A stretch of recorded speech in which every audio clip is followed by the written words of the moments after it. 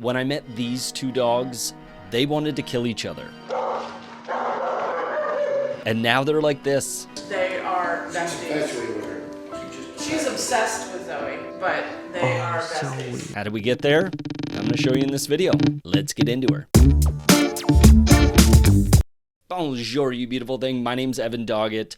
Real last name? No, I didn't change it to become a dog trainer. And for over a decade, I've been helping dog owners, dog trainers with aggressive, reactive dogs and happy-go-lucky ones as well. This was an absolute amazing transformation with these two dogs and their relationship that, to be frank, I wasn't sure was going to happen.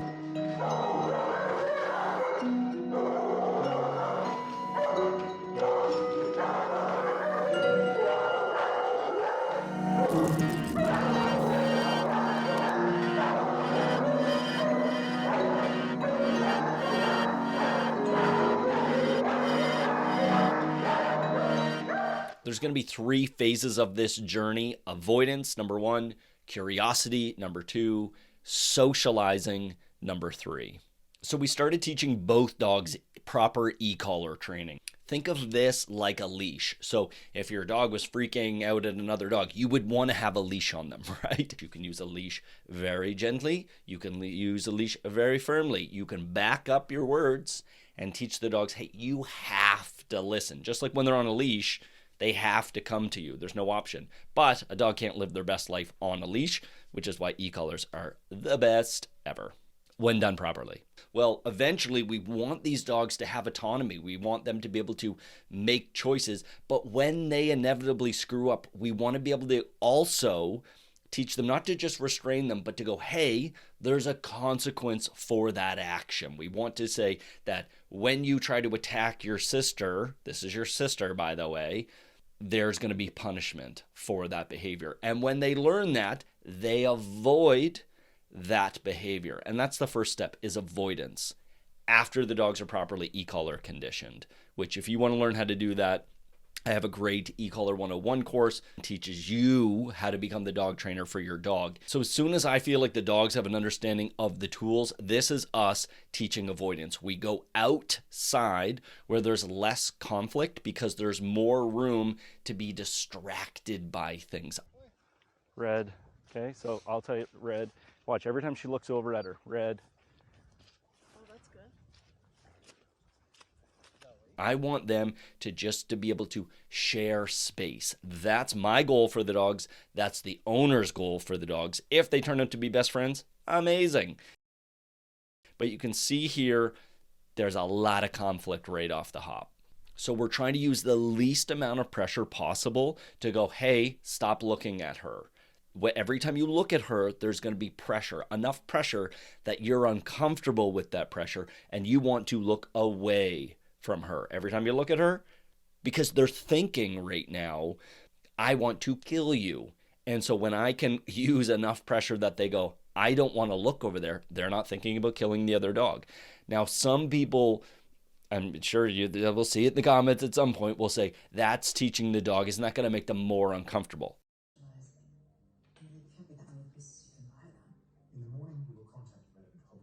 What I want to teach them is avoidance of the action of being aggressive, or the thought of being aggressive, because you can see it's this head forward and these ears forward and this staring and the mouth closed or the freaking out barking.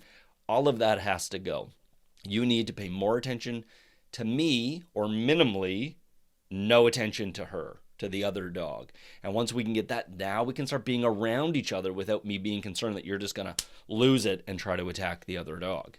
So what this means is a lot of long walks together, a lot of being around each other outside. Inside, way too many factors that can go wrong of, people petting the dogs. There's food, there's couches, there's toys. We got to be very mindful of all these resources, affection probably being number 1, that could cause the dogs to fight. So we really want to have avoidance, outside, long walks, and then it gives the dog something to look forward to with very little emphasis on control. I'm not looking for a focused heel.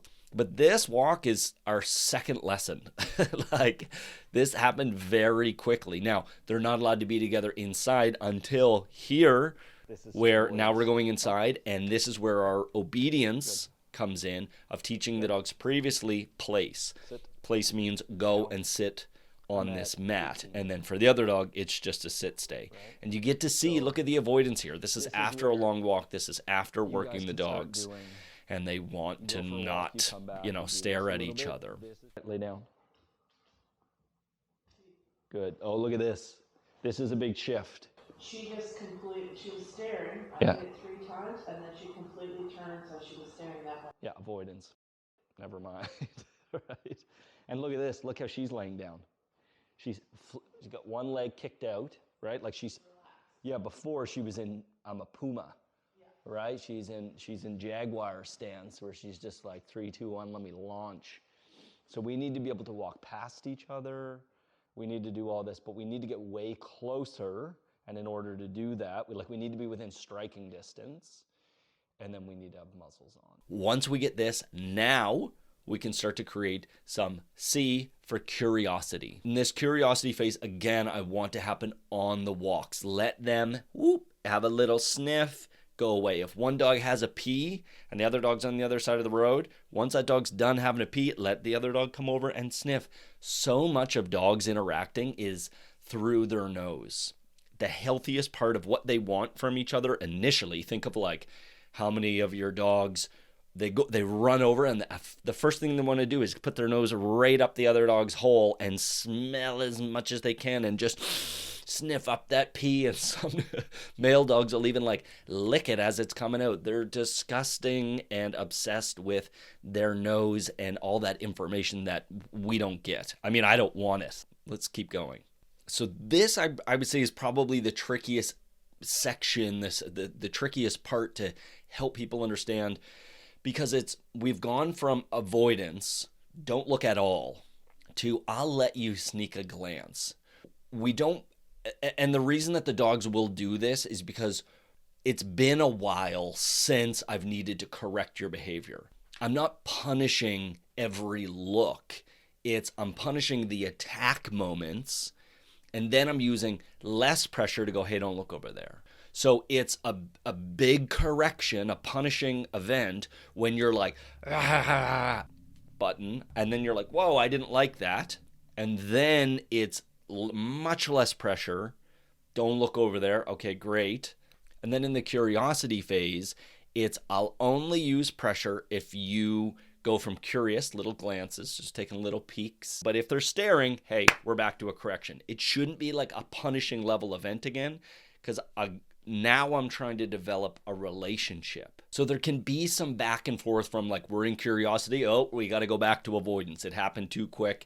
It's too much. They can't handle it yet. More long walks, more avoidance. And then you go, okay, what about now? Can you take a little look now? Can you start to get some sniffs closer and closer? And then this socializing phase is obviously the most dangerous, where we're letting the dogs interact. We're letting them come, together.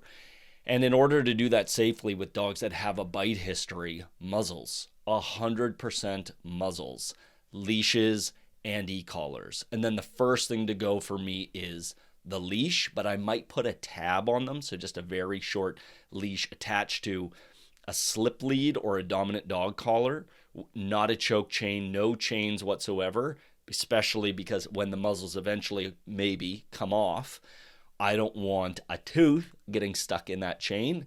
That's how you end up, best friends become worst enemies forever.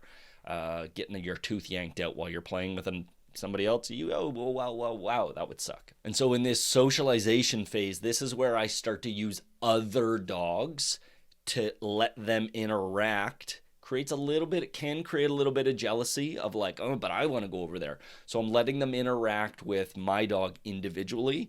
A big part of this is we don't know how social this Holly dog can be. Does she want to be at all? And I can see here, yeah, she wants to be social. She doesn't know how to be social, and she's going into like fight and flight very quickly, but ultimately she wants to be social. She wants to sniff. And that's probably the biggest giveaway is how much a dog is sniffing and how long they stay in that area, because truly aggressive dogs do not care what the other dog smells like. They just want to rip them up. But she's sniffing and she's looking, she's alert, she's, even reactive a bit because she's a German Shepherd and she's lacking social skills. But ultimately, I can tell she wants to be social, and you probably can too. And then again, we're just more calculated risks. So letting them be together inside now, but like no toys, no food, no affection, because we don't want to create unnecessary conflict. And then you just repeat just every day, multiple walks every day, go out a little bit more. So then with the muzzle still on, I like to go through a list of these potential resources and set the dogs up for a potential fight to go, is it possible for these dogs to go without a muzzle if there's food on the ground, if there's a ball present, if one of them's getting affection?